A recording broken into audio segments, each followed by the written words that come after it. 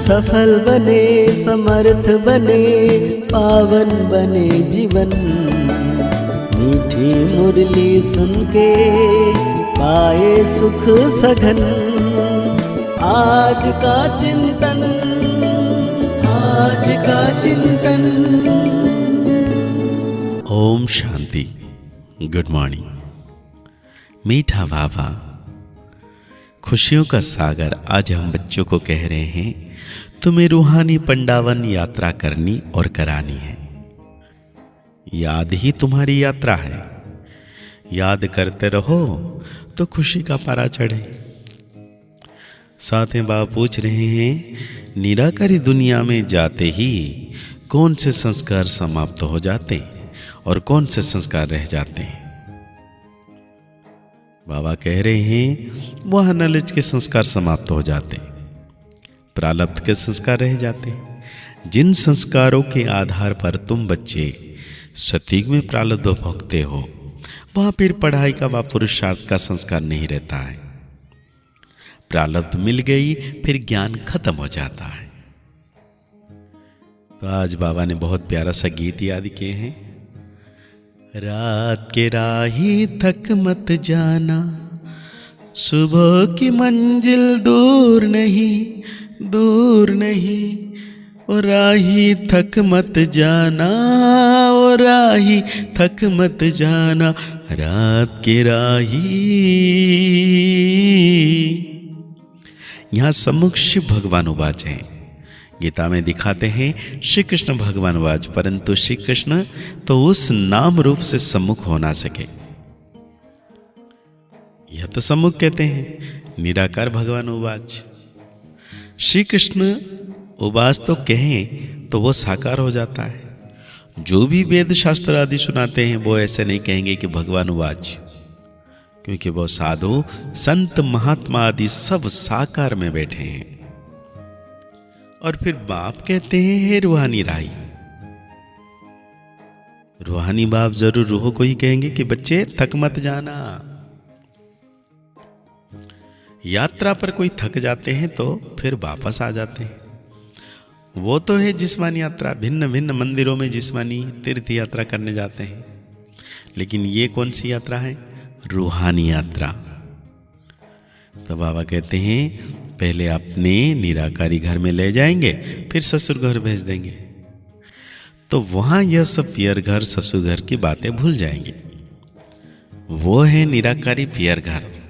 वहां यह नॉलेज भूल जाती है, नॉलेज के संस्कार निकल जाते हैं, बाकी प्रारब्ध के संस्कार रह जाते हैं। फिर तुम बच्चों को प्रारब्ध में ही ध्यान में रहती है। प्रारब्ध अनुसार जाकर सुख के जन्म लेंगे, सुखधाम जाना है। प्रारब्ध मिल गई, फिर ज्ञान खत्म। तुम जानते हो प्रारब्ध में हमारी फिर वही एक्ट चलेगी।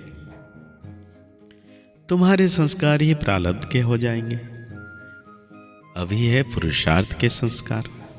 ऐसे नहीं कि पुरुषार्थ और प्रारब्ध दोनों संस्कार वहां रहेंगे, नहीं, वहां यह ज्ञान नहीं रहता। तो यह तुम्हारी रूहानी यात्रा है।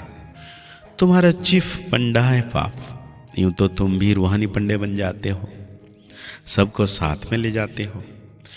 वो है जिस्मानी पंडे, तुम हो रूहानी पंडे। बाबा ने देखा है कितने साधु संत बाजे गाजे ले जाते हैं, साथ में डॉक्टर आदि भी ले जाते हैं, क्योंकि ठंडे का समय होता है, कोई बीमार पड़ जाते हैं। तुम्हारी यात्रा तो बहुत सहज है। बाप कहते हैं याद में रहना, यही तुम्हारी यात्रा है। याद मुख्य है। बच्चे याद करते रहें तो खुशी का पारा चढ़ा रहे। साथ में औरों को भी यात्रा पर ले जाना है। यह यात्रा एक ही बार होती है। वो जिस्मानी यात्राएं तो भक्ति मार्ग से शुरू होती है। वो भी कोई शुरुआत में नहीं होती। ऐसे नहीं कि फट से मंदिर चित्र आदि बन जाते हैं। वो तो आहिस्ते आहिस्ते बाद में बनते जाते हैं। पहले पहले शिव का मंदिर बनेगा। वो भी पहले घर में सोमनाथ का मंदिर बनाते हैं, तो फिर कहाँ जाने की दरकार नहीं रहती। यह मंदिर आदि बाद में बनते हैं, समय लगता है। आहिस्ते आहिस्ते नए शास्त्र, नए चित्र, नए मंदिर आदि बनते रहते हैं। टाइम लगता है, क्योंकि पढ़ने वाले भी चाहिए ना। मठ आदि जब वृद्धि को पाएंगे, फिर विचार होगा शास्त्र बनाएं। तो इतने तीर्थ स्थान बने, मंदिर बने, चित्र बने, टाइम लगता है ना। भल कहा जाता है कि भक्ति मार्ग द्वापर से शुरू होता है, परंतु टाइम तो लगता है ना। फिर कलाएं कमती होती जाएगी। पहले अव्यभिचारी भक्ति, फिर व्यभिचारी भक्ति हो जाती है। यह सब बातें अच्छी रीति चित्र पर सिद्ध कर बताई जाती हैं। समझाने वालों की बुद्धि में यही चलता रहेगा कि ऐसे ऐसे चित्र बनाएं, यह समझाएं। भक्ति सबकी बुद्धि में नहीं चलेगी, नंबरवार है ना। कोई की बुद्धि बिल्कुल चलती नहीं, वो फिर पद भी ऐसे पाएंगे। बाबा कहते हैं मालूम पड़ जाता है क्या बनेंगे। लड़ाई के समय त्राही त्राही होती रहेगी, सुन नहीं सकेंगे, पता नहीं क्या हो जाएगा। पार्टीशन हुआ तो क्या हो गया देखा ना। ये विनाश का समय बहुत कड़ा है। हाँ, वहाँ साक्षात्कार आदि बहुत होंगे, जिससे जान जाएंगे कि यह कितना पढ़ा है। बहुत पछताएंगे भी, और साक्षात्कार होंगे। देखो, तुमने पढ़ाई छोड़ दी तब यह हाल हुआ। धर्मराज साक्षात्कार कराने की सिवाय सजाएं कैसे देंगे? सब साक्षात्कार कराएंगे, फिर उस समय कर कुछ नहीं सकेंगे। कहेंगे हाय तकदीर, तदवीर का समय तो गया।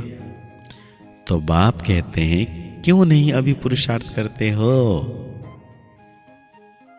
बाप समझाते हैं मीठे बच्चे, तुम इस रूहानी यात्रा पर हो, अपने साथियों को भी ले जाना है यात्रा पर। फर्ज है करके यह यात्री की बात बताना। बोलो हमारी यह रूहानी यात्रा, मतलब याद में रहना है, और फिर उनको बताना है कि याद में रहो, क्योंकि यह है रूहानी यात्रा और वो है जिस्मानी यात्रा। दिखाते हैं रंगून की तरफ एक छमछम तालाब है, जहाँ स्नान करने से परी बन जाते हैं, लेकिन वो परी आदि तो बनते नहीं। यह है ज्ञान स्नान करने की बात, जिससे फिर तुम बहिष्ठ की बीवी बन जाते हो, और ज्ञान योग बल से वैकुंठ में आना जाना तुम्हारे लिए कॉमन बात है। और ही तुमको रोका जाता है, घड़ी घड़ी ध्यान में नहीं जाओ, आदत पड़ जाएगी। तो यह ज्ञान सरोवर है। परमपिता परमात्मा आकर इस मनुष्य तन द्वारा ज्ञान सुनाते हैं, इसके लिए मान सरोवर कहा जाता है। परमपिता परमात्मा आकर जब मान सरोवर अक्षर सागर से निकला है, ज्ञान सागर में ज्ञान स्नान करना तो बहुत अच्छा है। मतलब परमपिता परमात्मा आकर ज्ञान सुनाते हैं तो ज्ञान सागर हो गए, हम डुबकी लगा रहे हैं। ज्ञान सुनना माना डुबकी लगाना। तो कहते हैं यह तो गीता में लिखा हुआ है कि साधुओं का भी उद्धार करते हैं। उद्धार होता है ज्ञान योग से। तुम बच्चों में समझाने की बड़ी फुर्ती चाहिए। बोलो तुम और तो सब जानते हो, लेकिन छाछ जानते हो, बाकी मक्खन खिलाने वाला तुम जानते ही नहीं कि कौन मक्खन खिलाता है। बाप कितने अच्छी रीति से समझाते हैं। तो आज बाबा धारणाओं में कहते हैं ज्ञान स्नान करना है, प्यार से सर्विस कर बाप के दिल तख्त पर बैठना है। पुरुषार्थ के समय में अलविदा नहीं बनना है।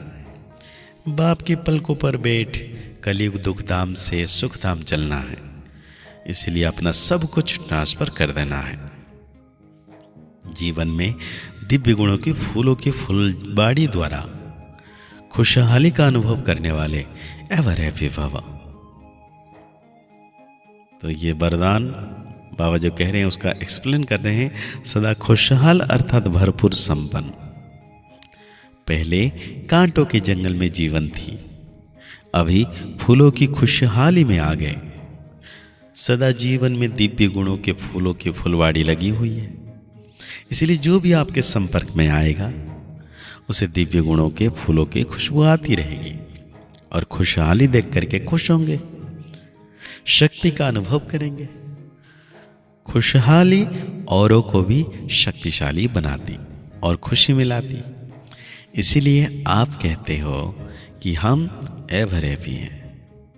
मास्टर सर्वशक्तिमान वो है जो माया के बुदबुदों से डरने की बजाय उनसे खलने वाले हैं। यह आज का स्लोगन था। मास्टर सर्वशक्तिवान वो है जो माया के बुदबुदों से डरने की बजाय उनसे खलने वाले हैं। तो आज की मुरली के अनुसार हम सोमा लेंगे, मैं सदा एवर हैप्पी, खुशनुमा आत्मा हूँ।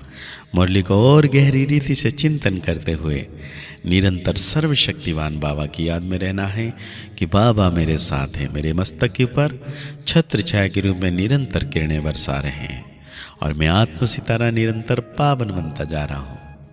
मुस्कुराते रहिए, आगे बढ़ते रहिए, पुरुषार्थ करते रहिए, खुश रहें, स्वस्थ रहें, मस्त रहें।